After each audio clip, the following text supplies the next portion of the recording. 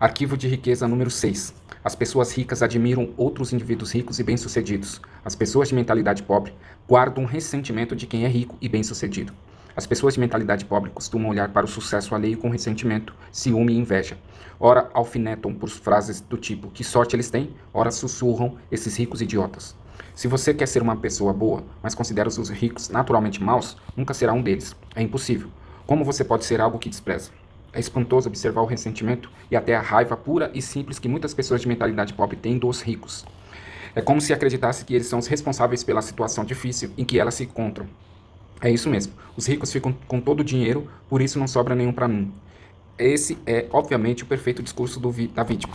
Vou contar uma história, não para me queixar, mas para registrar uma experiência real que tive com esse tipo de princípio. Antigamente, nos meus tempos de dureza, eu tinha um carro velho. Mudar de faixa de tráfego nunca era problema. Quase todos os motoristas me deixavam entrar. Depois que eu fiquei rico e comprei um belo Jaguar preto, novinho em folha, notei que as coisas mudaram. De um dia para o outro, comecei a ser cortado, às vezes ganhando gestos obscenos de brinde. Chegavam a me atirar objetos e por uma única razão, por eu possuir um Jaguar. Um dia eu estava dirigindo por um bairro muito simples, onde tinha ido distribuir perus de Natal como caridade. Ao abrir o teto solar do Jaguar, percebi atrás de mim 4 sujeitos mal encarados pintados na traseira de uma picape. Sem mais nem menos, eles começaram a usar o meu carro para jogar basquete, tentar acertar latas de cerveja no teto solar. Vários amassos e arranhões depois passaram por mim gritando: "Rico filho da mãe!". Imaginei, é claro, que se tratava de um incidente isolado. Até 2 semanas depois, quando deixei o carro estacionado na rua de outro bairro também simples, e ao retornar, menos de 10 minutos, encontrei um imenso arranhão na lateral, feito à chave. Na ocasião seguinte, eu fui a essa mesma parte da cidade com um Ford Escort alugado. Para minha surpresa, não houve nenhum problema. Não estou absolutamente inferindo que aqueles bairros sejam habitados por gente má. Porém, a experiência me diz que algumas pessoas ali guardam ressentimento dos ricos. É fácil falar em não ter ressentimento de quem tem muito dinheiro. Porém, essa é uma armadilha que qualquer um pode cair. Até mesmo eu, dependendo do estado de espírito. Certa vez, quando liguei a televisão para saber o resultado esportivo, o programa da Oprah estava no ar. Mesmo não sendo um grande fã de televisão, eu adoro a Oprah. Essa mulher afetou positivamente mais pessoas do que qualquer outra no planeta e merece por isso cada centavo que possui. E muito mais. Ela estava entrevistando a atriz Halle Berry, ganhadora do Oscar em 2002, por sua atuação em A Última Ceia. O tema era um contrato que Halle acabara de fechar, um dos maiores contratos de atriz da história do cinema, uns 20 milhões. Halle disse que não ligava para o dinheiro e que lutou por esse contrato fabuloso para abrir caminho para as suas colegas de profissão. Então, eu me vi dizendo ceticamente: sem essa. Você acha que todas as pessoas que estão assistindo ao programa são idiotas? Pegue logo uma parte dessa grana e dê um aumento ao seu assessor de relações públicas. Essa é a melhor jogada publicitária que já vi na vida. Senti a energia negativa crescendo dentro de mim, mas antes que ela me dominasse, reagi. Cancela, cancela. Obrigado pela informação, gritei à minha mente, para abafar a voz do ressentimento. Não dava para acreditar. Ali estava eu, o senhor mente milionária, em pessoa, ressentindo com a Halle Berry por causa do dinheiro que ela ganhara. Rapidamente, dei a volta por cima e comecei a gritar com toda a força dos meus pulmões: "É isso aí, garota, você é o máximo. Ficou barato para eles. Você deveria ter pedido 30 milhões. Parabéns, você é incrível, você merece." Depois disso, me senti muito melhor. Qualquer que fosse o motivo de Halle Berry querer tanto dinheiro, o problema não era ela, era eu. Lembre-se que as minhas opiniões não fazem nenhuma diferença para a felicidade nem para a riqueza dessa pessoa. No entanto, fazem toda a diferença para a minha felicidade e riqueza. Não se esqueça também de que opiniões e pensamentos não são nem maus, certo, nem errados quando entram na nossa mente, mas podem seguramente ajudar ou atrapalhar a nossa felicidade e o nosso sucesso quando invade a nossa vida. No momento em que senti a energia negativa fluindo dentro de mim, o meu alarme de observação soou. E tal como havia treinado, eu imediatamente neutralizei a negatividade na minha mente. Não é necessário ser perfeito para ficar rico. Porém, é importante saber reconhecer pensamentos que não fortalecem nem você, nem os outros e mudar o foco para pensamentos mais positivos. Quanto mais você estudar este livro, mais rápido e fácil será o processo. Em O Milionário em um Minuto, os meus amigos Mark Victor Hansen e Robert T. Allen citam uma história comovente narrada por Russell Cowell em Uma Fortuna ao Seu Alcance, escrito há mais de um século. Eu digo que vocês devem enriquecer, que é seu dever enriquecer. Quantos irmãos piedosos me dizem: "Mas o senhor, um ministro cristão, usa o seu poder para percorrer o país de alto a baixo aconselhando as pessoas a enriquecer, a ganhar dinheiro?" Sim, claro que sim. Então eles continuam: "Que coisa horrível, por que o senhor não prega o evangelho em vez de doutrinar as pessoas a ganhar dinheiro?" Porque ganhar dinheiro honestamente é pregar o evangelho. Essa é a razão. Os homens que enriquecem talvez sejam os mais honestos que podemos encontrar na comunidade. Mas afirma um jovem aqui esta noite, durante toda a minha vida me disseram que as pessoas ricas são desonestas, indignas, vis, vis, vis e desprezíveis. Meu amigo, é exatamente por aceitar essa ideia que você não tem dinheiro nenhum. A base da sua fé é totalmente falsa. Eu lhe digo com toda clareza. 98 de cada 100 homens e mulheres ricos dos Estados Unidos são honestos. E é por isso que são ricos. É por esse motivo que os outros lhe confiam dinheiro. É por causa disso que realizam grandes empreendimentos e sempre encontram pessoas para trabalhar para eles. Diz outro jovem, às vezes ouço falar de homens que ganham milhões de dólares desonestamente. Sim, é claro que houve, e eu também. Mas eles são tão raros que os jornais falam a respeito o tempo todo como notícia até ficarmos com a impressão de que todos os ricos conseguem suas fortunas de modo desonesto. Meu amigo, leve-me aos subúrbios da Filadélfia e me apresente aos moradores que possuem casas ao redor dessa grande cidade. Casas belas, com jardins e flores. Casas esplêndidas de refinada arte, e eu apresentarei as pessoas mais plenas de caráter e iniciativa da nossa cidade. Aqueles que têm as suas próprias casas e se tornam mais dignos, honestos e puros, mais fiéis, econômicos e cuidadosos por possuí-las. Nós pregamos contra a cobiça no púlpito e usamos a expressão lucro imundo de um modo tão radical que os cristãos ficam com a ideia de que é pecado um homem ser rico. Dinheiro é poder e é preciso ser razoavelmente ambicioso para ganhá-lo. Deve ser assim porque vocês podem praticar mais boas ações com ele do que sem ele. O dinheiro imprime as suas bíblias, o dinheiro constrói as suas igrejas, o dinheiro envia os seus missionários e o seu dinheiro sustenta os pastores. Portanto, eu digo que é necessário ter dinheiro, se vocês são capazes de enriquecer honestamente. É seu dever sagrado fazer isso. É um erro terrível das pessoas piedosas pensar que se deve ser pobre para ser piedoso. Essa passagem de Conwell expõe excelentes questões. A primeira é a confiabilidade. De todos os atributos necessários para enriquecer, ser confiável deve estar perto do topo da lista. Diga-me, você faria negócio com uma pessoa em que não confia pelo menos um pouco? Nem pensar. Portanto, para enriquecer, é necessário ser confiável aos olhos de muita gente. E, se tantas pessoas confiam assim em alguém, é porque esse indivíduo deve ser mesmo confiável. Que outras características as pessoas devem ter para fazer fortuna e, mais importante ainda, permanecer ricas? É claro, toda regra tem exceção, mas em termos gerais, quem você precisa ser para sair bem em qualquer coisa? Considere as seguintes características: alguém positivo, confiável, focado, determinado, persistente, trabalhador, ativo, bondoso, comunicador competente, razoavelmente inteligente e especializado em pelo menos uma área. Outro aspecto interessante da passagem de Cowan é o fato de tantas pessoas terem sido condicionadas a acreditar que não se pode ser ao mesmo tempo rico e bondoso ou rico e espiritualizado. Até eu pensava dessa maneira.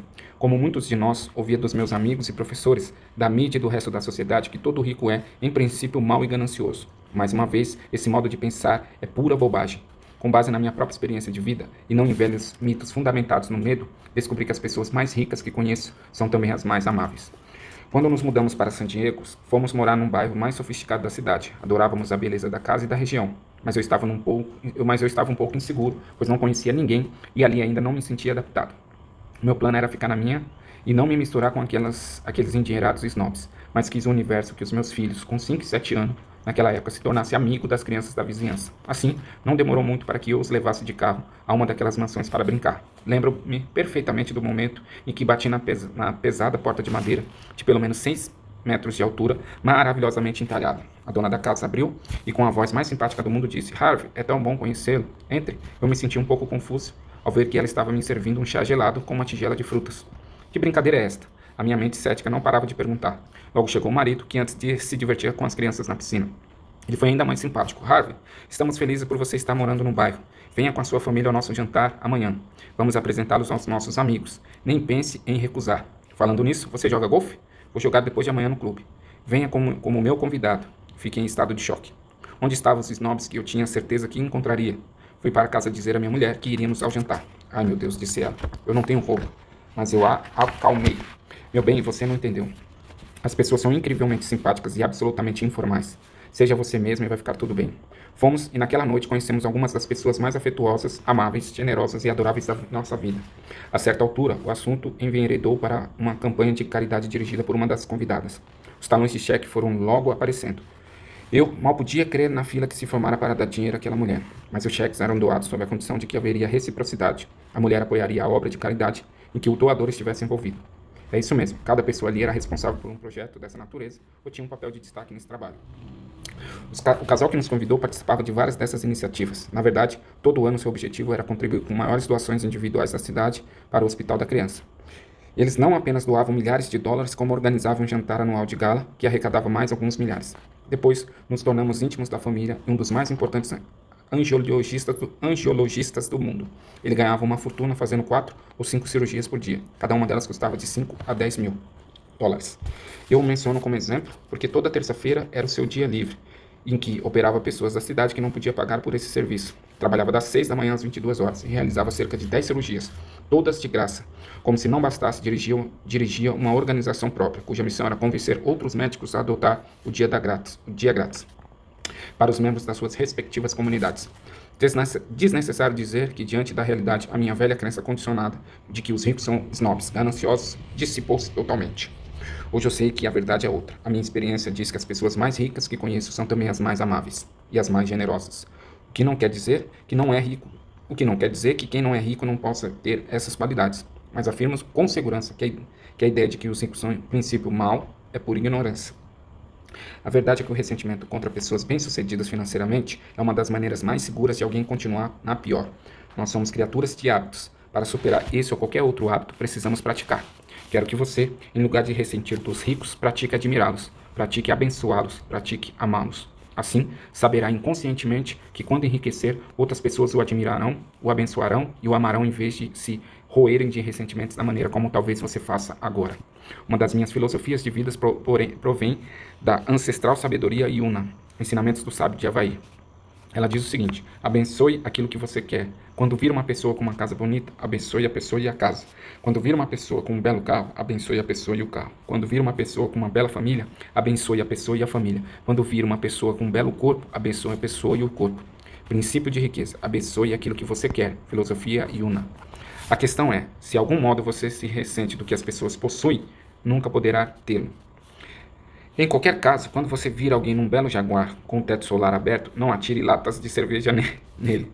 Declaração: eu admiro as pessoas ricas, eu abençoo as pessoas ricas, eu amo as pessoas ricas, eu vou ser uma pessoa rica também. Eu tenho uma mente milionária. Ações da mente milionária. Pratique a filosofia Yuna, abençoe aquilo que você quer. Passeie, compre revistas, observe as casas bonitas e os carros bacanas e leia sobre negócios bem-sucedidos. Abençoe tudo que você vir e gostar. Abençoe também os proprietários desses bens ou as pessoas que estão envolvidas com eles.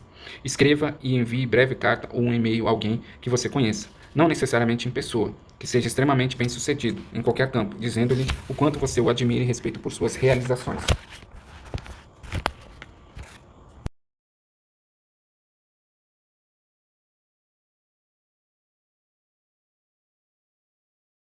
Arquivo de riqueza número 7. As pessoas ricas buscam a companhia de indivíduos positivos e bem-sucedidos. As pessoas de mentalidade pobre buscam a companhia de indivíduos negativos e fracassados. As pessoas bem-sucedidas observam outras pessoas bem-sucedidas para se motivar. As veem como exemplos com as quais podem aprender e dizem a si mesmas: se elas conseguem, eu também consigo. Como afirmei antes, o exemplo propicia uma das maneiras fundamentais de aprendizado. Quem é rico se sente grato por outras pessoas terem tido êxito antes dele, pois, com o modelo para seguir, fica mais fácil encontrar o próprio sucesso. Por que reivindicar a roda? Por que reinventar a roda? Existem métodos comprovados para enriquecer que dão certo para quase todos os que aplicam. O modo mais rápido e fácil de enriquecer é aprender como as pessoas ricas, mestras em fazer fortuna, jogam o jogo da riqueza.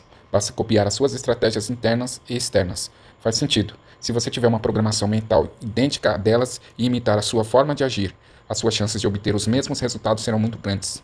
Foi o que fiz e é disso que este livro se trata.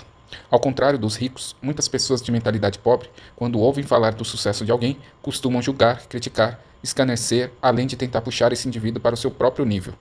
Quanta gente assim você conhece? Quantos parentes seus agem desse jeito? A questão é, como é possível aprender com os indivíduos que você critica ou se inspira neles?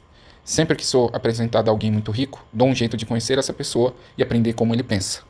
Se você acha que estou errado em fazer isso, é porque talvez pense que eu deveria ficar amigo de quem está na pior. Eu não concordo. Como mencionei anteriormente, a energia é contagiosa, e eu não quero me expor a influências negativas. Um dia, enquanto eu dava uma entrevista para uma rádio, uma mulher telefonou com uma ótima pergunta. O que eu faço se eu sou positiva e quero crescer e meu marido é alguém que puxa tudo para baixo? Devo deixá-lo? Devo tentar mudá-lo? Ouço perguntas semelhantes a essa pelo menos umas 100 vezes por semana nos meus cursos. Quase todos os participantes querem saber a mesma coisa. O que fazer se as pessoas do meu convívio íntimo não estão interessadas no crescimento pessoal e até me criticam porque estou? A resposta é a seguinte. Primeiro, não perca tempo tentando mudar pessoas negativas. Não é sua obrigação. O seu dever é usar o que aprendeu para melhorar a si mesmo e a sua vida. Seja o exemplo, seja bem-sucedido, seja feliz e, quem sabe, as pessoas vejam a luz em você e queiram um pouco dela para si próprias. Repito, a energia é contagiosa. A escuridão se dissipa na luz. As pessoas têm que se esforçar para se manter escuras quando há luz à volta dela. A sua tarefa é apenas ser melhor do que puder. Se lhe perguntarem o segredo, conte. Segundo, tenha em mente um princípio que ensino nos cursos para que a pessoa aprenda a manifestar a sua vontade, mantendo-se calma, centrada e em paz. Ele diz: tudo acontece por um motivo, e esse motivo existe para me ajudar. De fato, é muito mais difícil ser positivo e consciente ao lado de pessoas e circunstâncias negativas, mas é esse o seu teste. Da mesma forma como faço o aço endurecido pelo fogo, você crescerá mais rápido e ficará mais forte se permanecer fiel aos seus valores quando todos à sua volta estiverem cheios de dúvidas e propensos às recriminações. Não se esqueça de que nada tem significado, exceto aquilo que nós mesmos nos atribuímos às coisas. Lembre-se também de que, na parte 1, você leu sobre como nos identificamos com os nossos pais ou nos rebelamos contra eles, dependendo do modo como enquadramos as suas ações. De hoje em diante, quero que pratique reenquadrar a negatividade alheia para se recordar de como não deve pensar e agir. Quanto mais negativas forem as pessoas, mais lembranças você terá do quanto é desagradável ser assim. Não estou sugerindo que diga isso. Apenas haja como proponho, sem condená-las por serem como são. Se começar a julgá-las, criticá-las e menosprezá-las, você acabará não sendo melhor do que elas. No pior dos casos, se não for mais capaz de lidar com a energia negativa de pessoas que o cercam, e se isso estiver prejudicando de tal maneira que não consiga mais crescer, talvez você precise tomar algumas decisões corajosas a respeito de si próprio e de como quer viver a sua vida. Não estou lhe sugerindo que haja de modo irrefletido. Mas eu, por exemplo, jamais poderia conviver com alguém negativo e que desdenhasse do meu desejo de aprender e crescer, pessoal, espiritual e financeiramente. Nunca faria isso comigo mesmo, porque tenho respeito por mim e pela minha vida.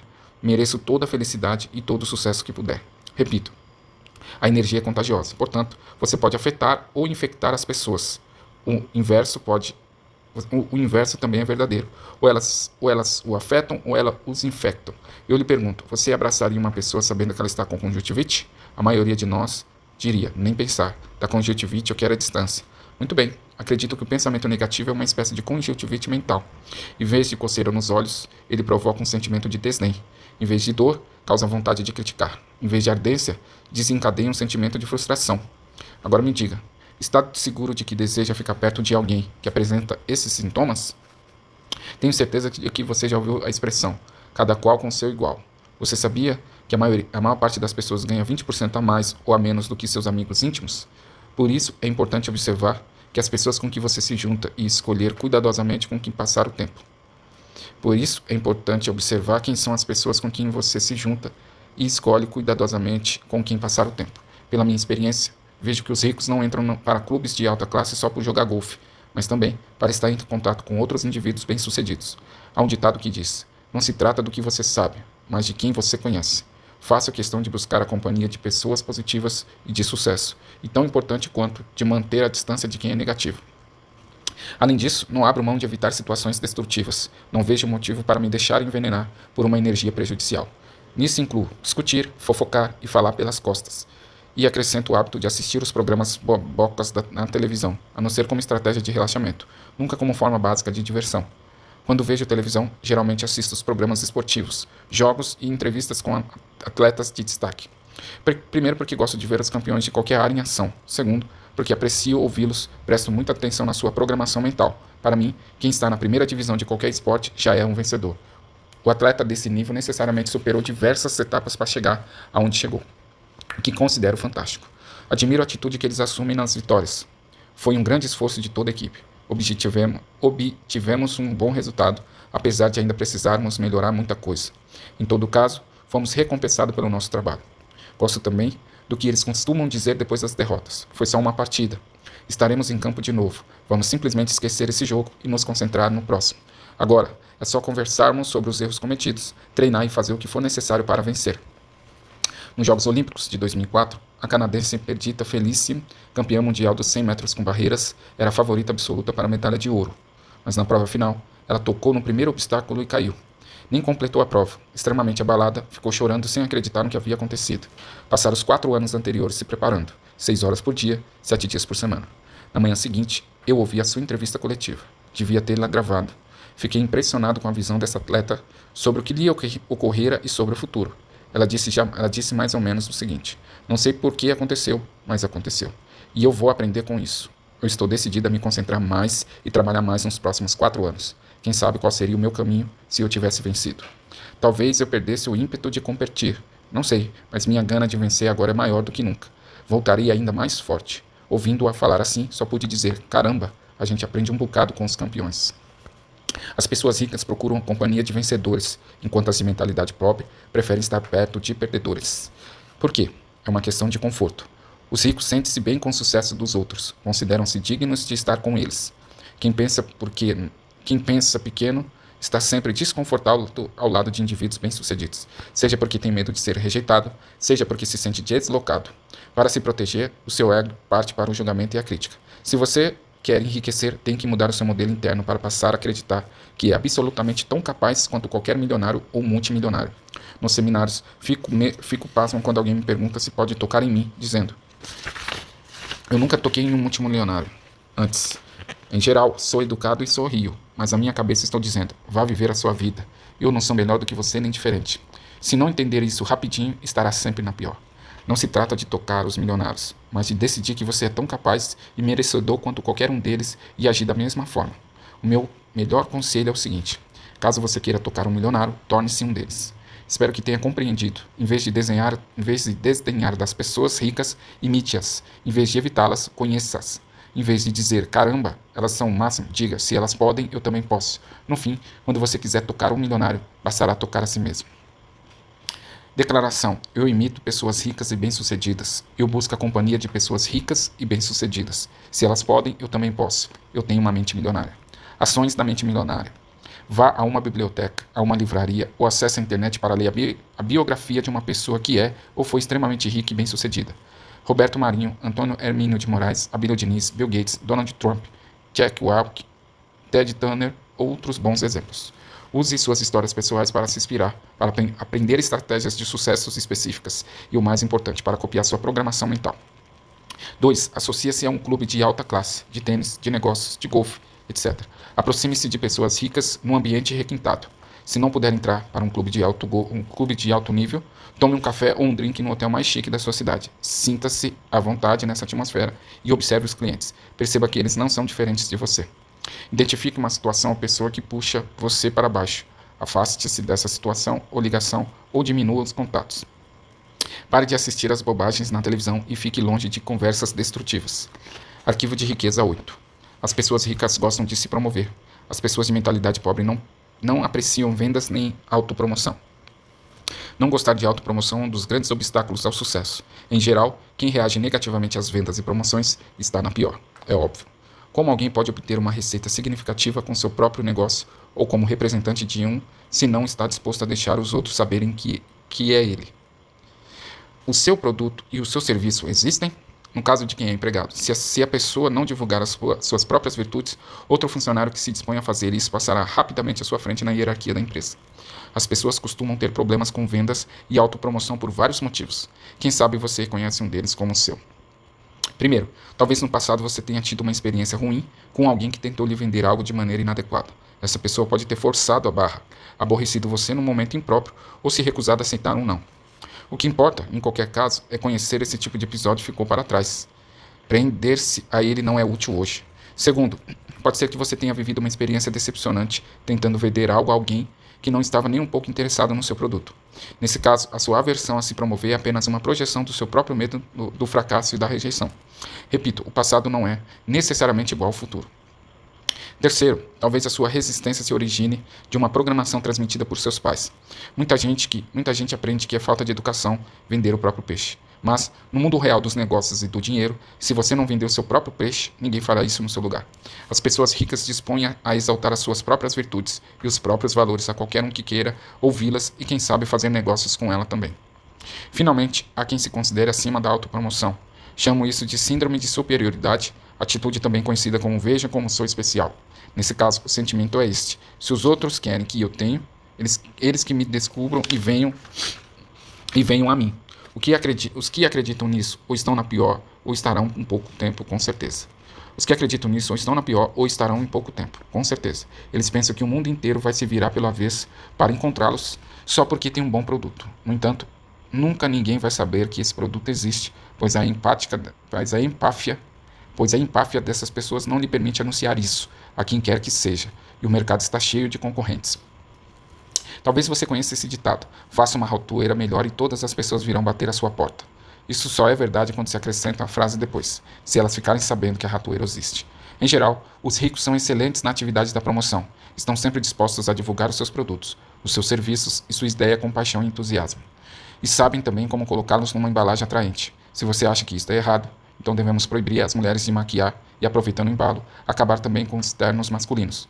Todas essas coisas não passam de embalagens. Robert Kiyosaki, autor do Pai Rico e Pai Pobre, diz que todo negócio, inclusive de escrever livros, depende de vendas e observa que é reconhecido como um autor campeão de vendas e não como o melhor escritor. A primeira qualificação paga muito mais do que a segunda. A primeira qualificação paga mais do que a segunda. As pessoas ricas geralmente são líderes e todo grande líder é excelente em autopromoção. Para ser um líder, você tem que ter seguidores e pessoas que o apoiam. Portanto, deve ser capaz de convencer, inspirar e motivar outras pessoas a adotar suas ideias. Até os presidentes dos países precisam vender as suas ideias o tempo todo, ao público, ao Congresso e até ao seu partido, para vê-las implementadas. E, muito antes disso, se não venderem a si próprios em primeiro lugar, não conseguirão nem se eleger. Em suma, todo líder que não pode ou não quer ser promover não ocupará posição por muito tempo, seja na política, nos negócios ou nos esportes, nem mesmo em casa, como pai ou como mãe. Insisto nisso porque os líderes ganham muito mais dinheiro do que seguidores. Princípio de riqueza. Os líderes ganham muito mais dinheiro do que os seguidores. O ponto crítico nessa questão não é você gostar ou não de se promover, mas porque precisa fazer isso. Tudo se resume às suas crenças. Você crê de verdade no seu próprio valor? Acredita que de fato seu produto ou serviço está inteiramente seguro de que ele beneficia as pessoas para quais está tentando vendê-lo? Se você tem certeza do valor do seu produto, por que escondê-lo de quem necessita dele? Suponha que você vendesse esse remédio para artrite e encontrasse uma pessoa que sofre dessa doença. Você o ocultaria dela? Esperaria que ela lesse a sua mente e adivinhasse que você tem um medicamento que pode ajudá-la? O que você pensaria de um indivíduo que, por ser tímido, medroso ou babaca demais para se promover, não oferecesse uma oportunidade de melhor a alguém que sofre? As pessoas que desconfiam da autopromoção costumam não acreditar de forma plena nas suas capacidades e nos seus produtos ou serviços. Por isso, é extremamente difícil para elas imaginar que existe alguém que esteja tão certo do valor daquilo que possui, que deseja compartilhar de todas as formas possíveis com que cruza o seu caminho. Se você acreditar que o que tem a oferecer pode ser verdadeiramente útil para as pessoas, terá grandes chances de ficar rico. Declaração: promovo o meu valor com paixão e entusiasmo. Eu tenho uma mente milionária. Ações da mente milionária. Dê uma nota de 1 a 10 ao produto ou serviço que você está oferecendo atualmente, ou pensando em oferecer, de acordo com o grau de confiança que tem nele. Se a nota for 7 a 9, faça uma nova avaliação com o objetivo de elevar o seu valor. Caso o resultado seja igual ou inferior a 6, pare de oferecê-lo, comece a trabalhar com algo que você realmente acredite. Leia livros e faça cursos de marketing e vendas. Torne-se um especialista nessas áreas, capaz de vender o seu produto ou serviço com sucesso e total integridade.